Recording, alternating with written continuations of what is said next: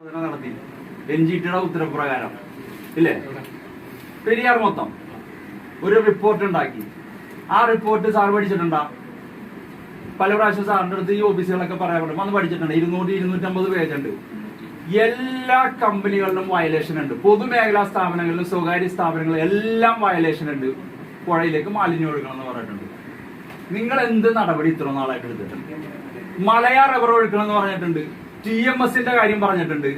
അതിനിപ്പുറത്ത് ഇങ്ങോട്ടുള്ള കുടിവെള്ള സ്രോതസ്സുള്ള മേലെല്ലാം പറഞ്ഞിട്ടുണ്ട് ഇല്ലേ? അന്ന് CPCB പറഞ്ഞേക്കണം എന്താ പറയാമോ? നിങ്ങൾ സഹകരിക്കുന്ന പോലും ഇല്ലെന്ന് പറഞ്ഞത് സെൻട്രൽ പൊല്യൂഷൻ കൺട്രോൾ പറഞ്ഞത്. നിങ്ങൾ ആ റിപ്പോർട്ടിന്റെ അടിസ്ഥാനം 2004 സുപ്രീം കോടതി ഒരു റിപ്പോർട്ട് ഉണ്ടായി. അതിനുശേഷം നിരവധി ശാസ്ത്രീയ പഠന റിപ്പോർട്ടുകൾ അവസാനം വന്ന് 2016.